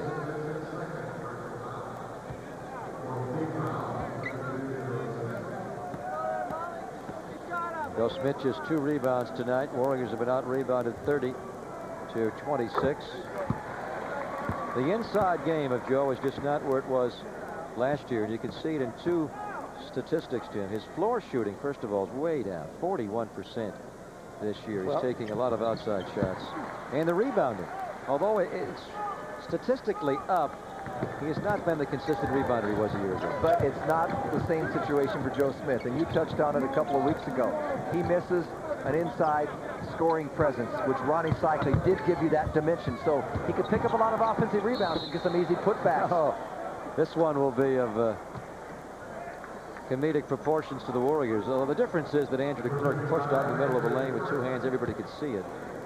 What kind of year do you think Joe Smith would have if Hakeem Olajuwon were the center, or Patrick Ewing were the center, or Shaquille O'Neal? I mean, Joe Smith would probably get about 5 to 6 more rebounds per night, even though that guy's getting a lot of rebounds, because he'd get about 3 or 4 offensive putbacks. It's just very tough for him to share, carry the burden. And he's giving up 20 to 25 pounds against the matchup every night. Antonio made both free throws. I don't think the Rockets are going to send Olajuwon this way, so that'll be pure speculation. No, but the point is made. Yeah, I know what you're saying. Here's Joe Smith trying to get it done. Could not finish. Dampier clears the rebound. Farrell of Indiana takes it. Best up to Reggie. He likes this. Sprewell does come over, so BJ's got to go clear across court to find his man.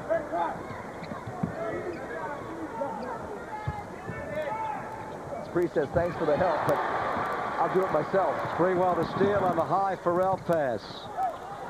Now Mullen's got 4 blue shirts around him. He has to circle out. The fast break is blown apart. Well, Sprewell took it right to where Mullen was, so one defender could defend 2. Too much traffic. Good pass. DeClerc can't finish. Does on the tip in, though. I'll tell you what, DeClerc was fouled on the play. He was fouled on the first one. Timeout called by Larry Brown. That's why Andrew's smirking back at the referees. Where's the foul here? Pacers up 12, 2:43 to go, third quarter.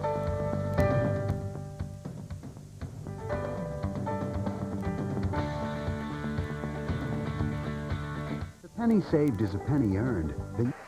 By 12 here, deep into the third quarter. Join us Sunday at 8 o'clock, right after the Warriors take on the San Antonio Spurs. We'll have women's college basketball for you. The #1 ranked Cardinal of Tara Vanderveer will take on USF. 8 o'clock Sunday, right here on Sports Channel. Well, when Mark Price went back into the Warrior locker room, it looked like he had his jersey draped over his hand. Apparently, he was just holding his hand, and the injury is on his foot somewhere, and we are told that he's actually receiving x-rays right now on that foot. We have no further news, but Mark Price does not have a hand injury. It's a foot injury. Well, now we do have. Well, the report we just got erroneous. It's a bruised right wrist. Yeah, he had a towel around the right wrist. He had a towel around his right wrist and right hand. And that falls into the bad timing category. Could have held that note for one more second. You wouldn't have heard about the foot. It's his wrist. Speaking of wrist, Bimbo Coles will be returning very shortly, maybe as early as next game against the Spurs. He'll be our guest this week around the TV Roundtable. Tune in to Sports Channel this weekend. You'll hear Bimbo's thoughts about returning. I think Bimbo would fit in well in this type of game. Sprewell scores. The Warriors need someone, yes, to rise above it, because the matchups are not favorable, but maybe one matchup could be. Sprewell has 12, same total, scored by Reggie Miller. Here's Eric Dampier, just 2 points. He's been foul-plagued all night. And he's in further foul trouble. Poor guy can't play tonight. 5 fouls. He may look like a veteran, Jim, but he's getting the rookie treatment tonight from the refs. He already had deep position. He just shoved into the chest of Andrew DeClercq with the right shoulder and the right forearm. Derek McKee is back in for the Pacers, and Dampier leaves. Dampier is 22, looks 32 years of age. Not like former Pacer Granville Waiters. Remember him out of Ohio State? He was bald when he came in. He came into the NBA, looked 50 years old, and he was a rookie. Who's that old guy you got on your team? 90 seconds to go, third quarter.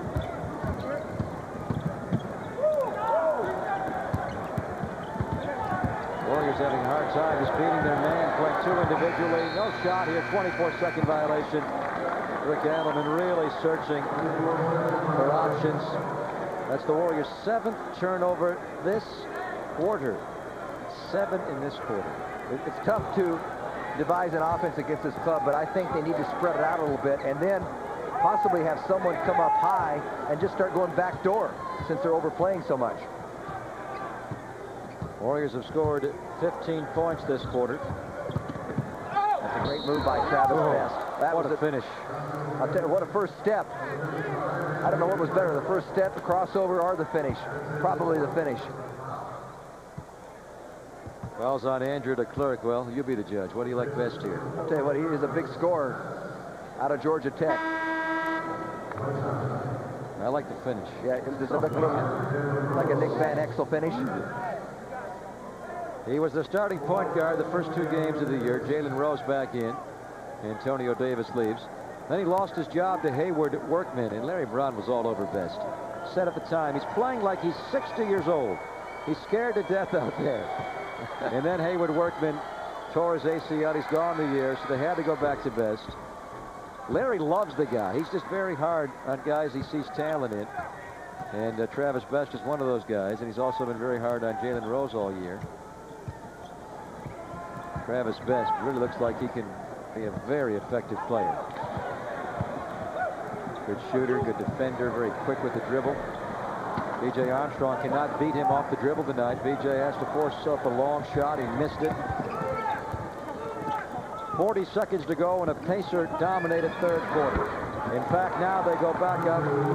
Well, now they have the largest lead of the game, in fact, at 15 points, 71-56. Yeah, the way the Warriors are struggling to score, they should have gotten a quick shot here and traded 2 for 1, but they're not going to do that to finish the quarter. Look at this possession here, and McKee just pushes out on Joe Smith. Oof. Mullen clanks. Jalen Rose will dunk it. Softly. Larry Brown saying, press, pick him up.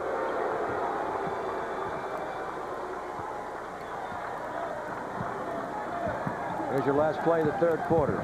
Don't pick up the dribble in the corner. You're in the coffin corner. You go to the middle, and they call a jump. I said before, you're not going to dribble against this defense and have too many good opportunities.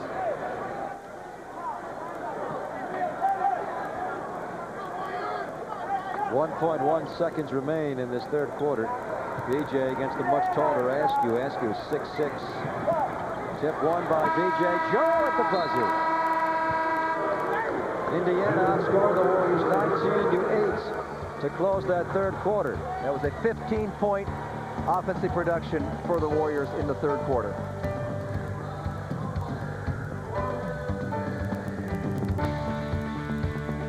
Five to 15, and they take a 7-point halftime lead and open it up to 17 as we enter the fourth quarter. That's the down news for you Warrior fans. The good news is David Robinson is not going to play here on Sunday night. As we check out our NBA notebook from Discover Card, that is good news for the Warrior hopes. Indiana without Rick Smith still able to endure, but San Antonio without David, they are miserable. They lost tonight in Vancouver to fall to 3-14. We'll have that game for you Sunday at 5 o'clock on Sports Channel. Warriors have a lot of work to do, and they have to do it immediately.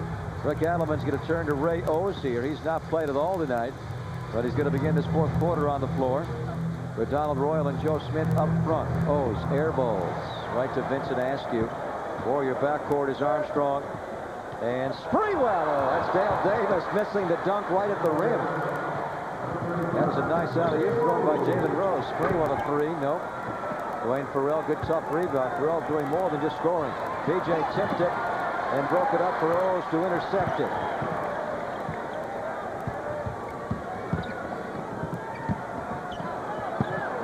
Derek McKee slaps it away against Royal. Sprewell a three, going to miss left and long. Rebound Owes, lost it. This team really defends inside, don't they? Larry Brown, though, is not happy with the way it's starting. So he's going to just call a 20-second timeout and get his guys together. Can you believe it? He calls a 20-second timeout. Now Sprewell's missed 2 3-pointers. He's probably upset that he even got good looks at the basket. And he's all over Jalen Rose. Yeah, he didn't like this outlet thrown by Jalen. That's why I said earlier, sometimes he gets a little wild, doesn't make the best decisions. And a moment before, now I don't know why Davis tried to dunk this ball, because look at, he's coming down. Now see, that was a good pass by Jalen Rose. But the decision by Dale Davis to try to dunk, he was coming down. He just simply should have thrown it up off the glass and tried to lay it in softly. Not everybody can play for Larry Brown. He said about Jalen Rose earlier this year, his idea of guarding people, a little different than my idea of guarding people. Well, that's a lot of young kids today. Jalen misses the fade. Rebound retrieved by Farrell. Farrell's hurting the Warriors in a lot of aspects. He's rebounding well. He's not scored in the second half after 10 in the first half, but he's still playing well. You saw that score a moment ago. Miami, who had won 9 in a row, payback time as the Heat went in and beat New York at home earlier. Speaking of payback, Orlando against Shaq for the first time, Jim, but it's the Lakers who lead by 9 points. Owes is stopped but fouled by Derek McKee. I like Rick Adelman bringing in Ray Owes. Somebody that can jump a little bit and maybe make something happen on the interior. Trouble is, the way the Pacers block off, they're one of the best teams in the league about blocking off the boards. The way they block off, sometimes being a leaper doesn't give you that much of an advantage because they're more position players.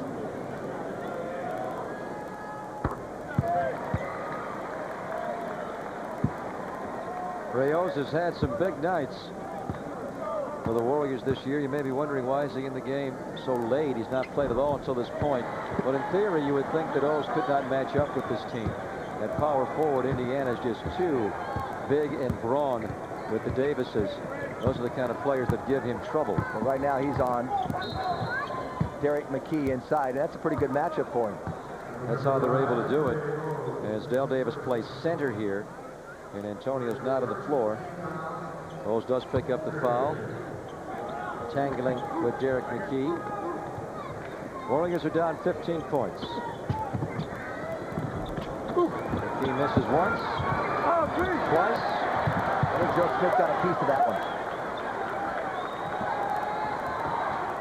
Warriors playing a little better defensively, but they need to pick it up offensively. They're down 15 points with less than 10 minutes to play.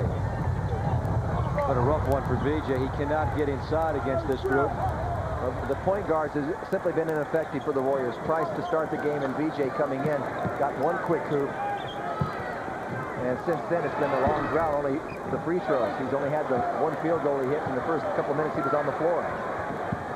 Royal all the way to the goal. Yes. All the Pacers are pointing the other way. What's the call? They waved it off. It's an offensive foul. David Jones called offense. I thought Billy Oakes was calling a blocking foul on the play. Head of steam. It's a good call. Charged. Royal clearly ran into Farrell, who was set, not moving at all. Could have called nothing there. I'll bet you Billy Oakes was giving him the benefit of the doubt, though. Sometimes it gets that way.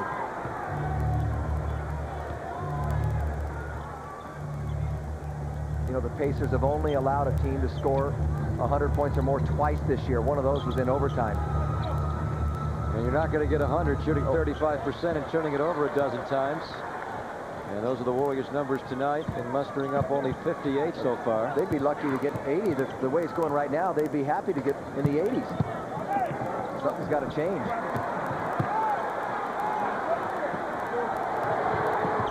Donald Royal lost it on the way up. Here's Vincent Askew. Out to Travis Best. Best pulls the rebound. Now, the Warriors have been to the line almost twice as many times as the Pacers tonight, but they just simply can't convert with field goals in possession. Not a lot to talk about in this fourth quarter. Timeout Warriors. The Warriors have scored 2 points this quarter. Indiana scored nothing so far. We played 3 minutes and 18 seconds.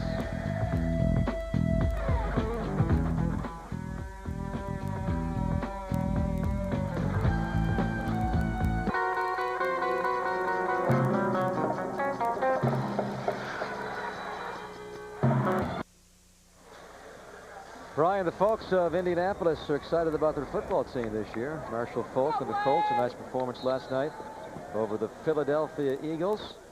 They went all the way to the AFC Championship game last year, just barely beaten. And that last bomb that failed. Travis Best with the palm. And the ball goes back over to the Warriors. Travis Best has had his good moments tonight, but he's also had his down moments. Only in his second year out of Georgia Tech, he was Indiana's first-round pick, number 23, back in '95. Not a lot going on this quarter. We played 3.5 minutes. It's 2-0 Warriors. Well, it speaks volumes about the defense, though, of Indiana. When you can go 0 for 8 and still maintain your lead like that. That just tells what defense does for you. It does it again. Even Reggie Miller in on the act. Now Dale will catch it, then go up. Blocked by Rayos. Dale goes again. Nope. Davis on the line, where he's missed 3 out of 4 free throws tonight. Donyell Marshall will get his first opportunity tonight for Rick Adelman. Watch the steal by Reggie. That's a clean steal, because if you hit the arm, the ball goes down. He knocked that ball away. I thought the mistake here was he threw an alley-oop pass looking for a dunk, and it just went too far under the basket for Dale Davis. Reggie Miller really plays hard. The first thing you think of when you think of Reggie Miller is shoot. 3-pointers, bombs all over the place. But although he's not nearly as gifted as Sprewell defensively, Jim, he does not back down. No. He comes at you like a tiger. He's a competitor. And why shouldn't he be? He's from Riverside, California. Now they're all soft down there, aren't they? Where'd you go to school?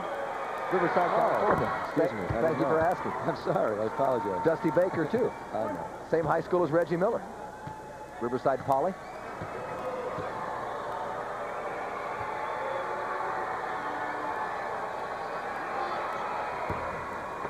Another guy from Riverside went to the same high school as Reggie Miller. A guy named Bob Rule, if you remember him. He played 7 or 8 years in the league. I remember him. Real tough guy, about 6'7", 6'8", played at the Did Sonics. Cheryl Miller go to Riverside also? Of course. Oh, maybe your parents moved one day. Oh, they've been there forever. 74-58.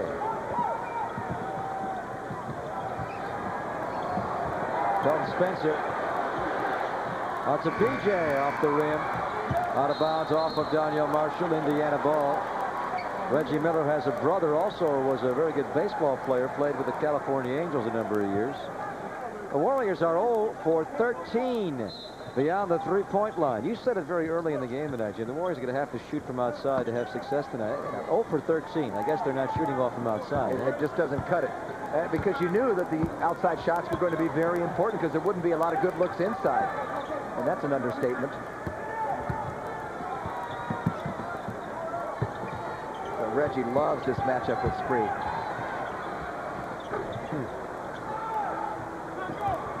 Everybody bemoans the defense being played in the NBA, but boy, if you want to build a championship team, you've got to play defense like these guys play it, like Seattle plays it, like the Bulls play it. And then you have one guy or two guys that can just be your sniper, and he's that guy. Reggie just put a move on Spree on that one. A little wiggle and a squiggle and a little rocker step to the right. He just simply lost him. The first time all night, he's completely lost him. That three didn't even hit the rim.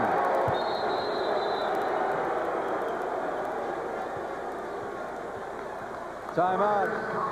Rick Adelman has a lot to talk about. 6:44 to go. The Warriors have scored 2 points in this entire quarter.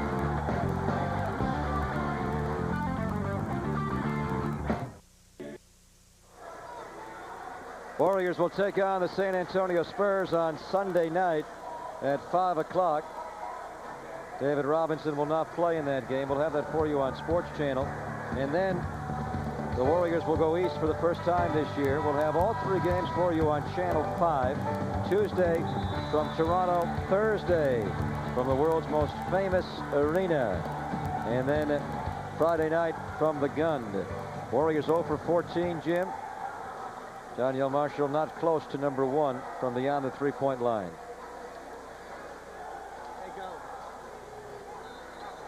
1 for 26 the Warriors are over the last 2 games from beyond the three-point line. They had a very poor three-point shooting game in Phoenix, making this 1 of 12. And the only one made was by Joe Smith.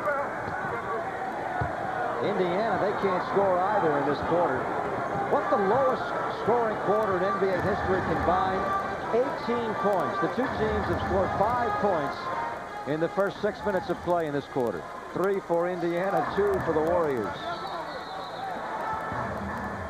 Foul on the floor. The block was clean, but the foul ensued later on the scrambled off the floor called on Travis Best, his 4th foul of the game. Mark Price's x-rays from the locker room are negative on the bruised right wrist, but I doubt he'll be back at all tonight. Here's a steal. Dale Davis can't get that alley-oop down, can he? Well, he's determined to get one. It's the tip in. He's no R.C. Owens, is he? Maybe they shouldn't throw it to him, Jim. Well, maybe they need Y.A. Tittle. 20-point game.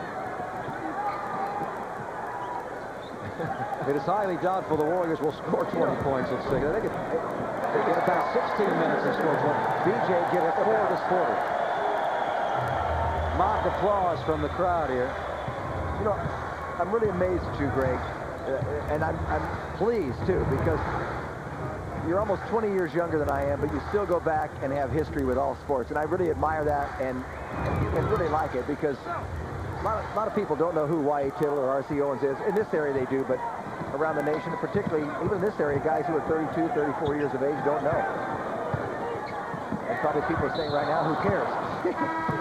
Just tell me about Chris Mullin and Vincent Askew. Fouls on Askew. R.C. Owens, for those of you who don't know, this is Todd Fuller, by the way. He's a Warrior rookie coming into the game, and Felton Spencer's out. R.C. Owens, the great wide receiver of the Niners, the first guy to make the line alley-oop famous. They used to throw him the high ball. He'd go up and pull it down like a rebound. Speaking of looking older than you really are, Y.A. Tittle was bald at a very early age also. Old number 11. Now, wait, are you saying I look older than I am? No, I behave older. We were talking about Eric Dampier. We were talking about Granville Waiters. I guess. I'm a little sensitive at my age these days. 78-62. Who's the first guy in the NBA to finish off the alley-oop? You know? Probably Reggie Miller. What a shot that was. He's not the answer to my question, but that was a nice shot, wasn't it? I would think the first guy alley-oop was obviously Will Chamberlain. He used to guide the ball in the basket. They had to change goaltending rules because of him. Mullin gets inside on Askew. Good play. Warriors needed more of that tonight. Daniel Marshall threw it inside to Chris Mullin, cutting through. For Mullin, his 2nd basket of the game. He's 2 for 10. Warriors 34% shooting. Travis Best with 3. He is not shy, this young man. As you mentioned, he's their 2nd leading scorer. Not a great three-point shooter this year. This guy, though, can shoot it from all angles. Now he's getting creative. After he made this shot, he looked right over at the Warriors bench. They don't have any big-time movie producers over there, but he wanted to make a statement. Yeah, just a little stare down. And he was worried early in the game, Reg. He knew it was going to be a tough one with Sprewell locking up. Sprewell may be the most difficult guy he has to deal with. And again, Reggie Miller was quoted many, many times this summer when he was going through his contract talks with both the Pacers. The Knicks made some overtures his way. He claimed, "I am the second best off guard in the NBA behind his airness." Todd Fuller travels inside. Well, he knew it was physical in the ACC, but I don't think he's seen this kind of physical play too often. He did with Shaquille, he did with the Knicks possibly. 4 minutes to play. This is as physical as I've seen it, Greg, this whole year on the inside. More than Miami, more than New York. The defensive intensity is pretty incredible. Miller in the open floor. Mullen. Well, Mullen's going to say, "You know what? I hate playing this way. What the hell with you guys? If you're going to push me and shove me and grab me all night, I can do it." You know, I like this play by Mullen. This is picking your pocket from behind. Reggie Miller did it, and then Mullen just gave a little yank on the jersey of Travis Best, and I like that. That's exactly what he was saying, right? You're very frustrated. You just say, "What the heck?" You won that one. Right now, they're looking at a 16-point deficit. Coming back in a minute. Not everybody's balloon has been punctured tonight. Let's check out our Fremont Ford play of the game. Travis Best and Reggie Miller combined. Very nice play by both of Indiana's starting guards. A little threading of the needle inside to Mullen, but then he gets picked from behind. Out to Reggie. He saw Sprewell coming, and that led to a three-point play. He's out, Reggie says. A moment ago, Dwayne Farrell back live missed a 15-footer in the right baseline. The Warriors the rebound. Danielle no. Todd Fuller, yes. Warriors have scored 10 points this quarter. 66 for the game. A week from tonight, the Warriors are going to be in Cleveland, Jim. That's going to be a tough game to score points in. Cavaliers have been really difficult. The best defensive team in the NBA numerically. Nice play by Miller to step inside of Mullen. Sprewell's still out there, but he's not guarding Reggie. Is there a switch here? Mullen's guarding Reggie, and Sprewell's guarding Travis Best.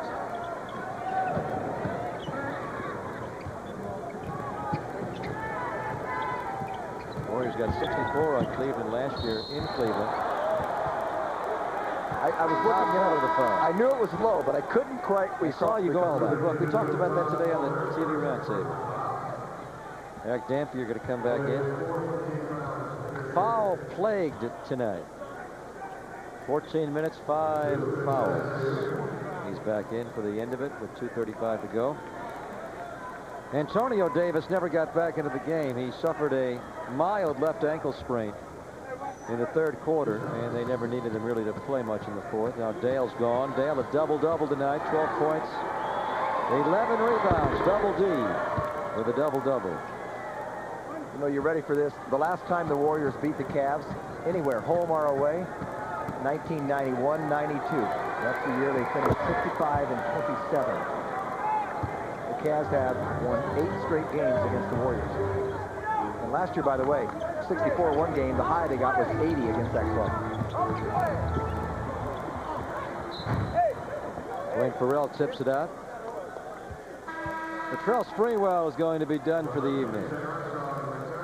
BJ in, Leroux in, Mullen's out. Mullen leaves, 2 for 10 shooting, just 8 points. Sprewell 5 for 13 shooting. For Sprewell, only 12 points. Well, it's not from lack of effort. They just ran into a juggernaut tonight. Joe Smith, the Warriors' top scorer tonight, with 15 points. Indiana emptying their bench now.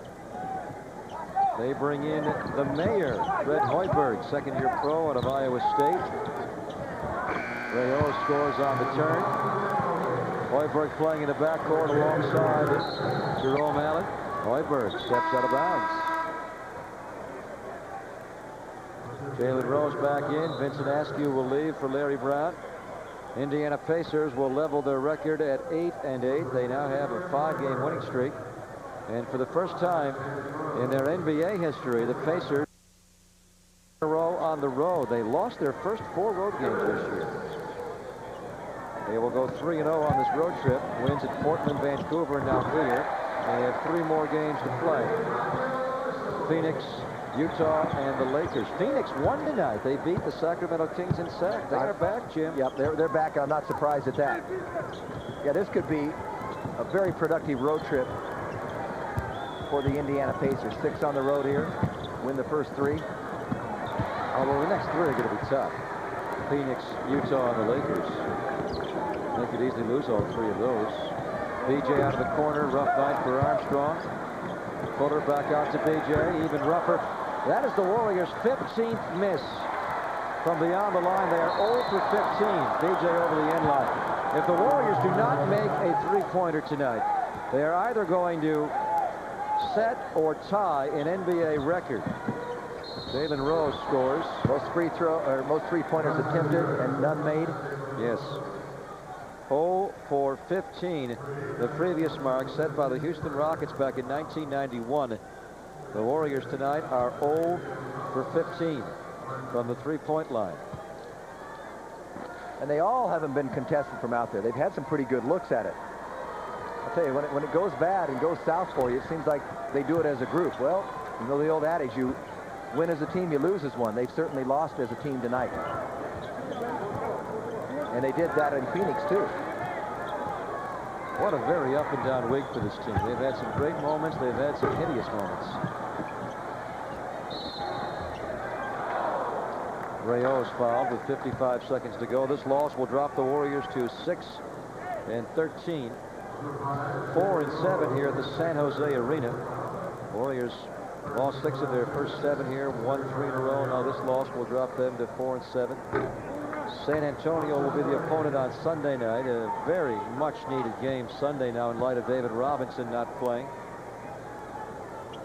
And it's off on the road for 3 difficult games. That Toronto game will not be easy on the road. What's going to be difficult, I don't know the seriousness of Mark Price's injury, but if he doesn't play and Bimbo Coles isn't back yet, instead of a guard crew that Rick Adelman had the luxury of looking at 4 players in different combinations to use out there, it gets pretty slim. Price injured his right wrist. X-rays negative. Bimbo told us today around the round table he can come back Sunday. So if Price's injury is so severe he can't play Sunday, I think he'll definitely see Bimbo back. Fuller with the hook. 34% shooting for the Warriors and 0% beyond the line. Looks like that will tie an NBA record. Off of Jalen Rose, tipped out by Daniel Marshall. We have 18 seconds to go. Indiana's 8-8 now. The Warriors are 6-13. Indiana hopes to get Rick Smits back maybe as early as next week. Nice catch by Jerome Allen. Feats Hoiberg, the mayor, with 3.5 seconds to go. Well, Hoiberg's a big scorer out of Iowa State. Once hit 8 3-pointers in a game. But speaking of 3-pointers, Warriors couldn't manage one tonight. Reggie Miller, well, they really didn't need his offensive production. The defense was spectacular for Indiana. A dubious Warrior NBA record tonight. That is a franchise record and an NBA record for the Warriors. They tie the NBA record. We'll come back and talk more about it, but now let's head back to the studios and check in with Brian.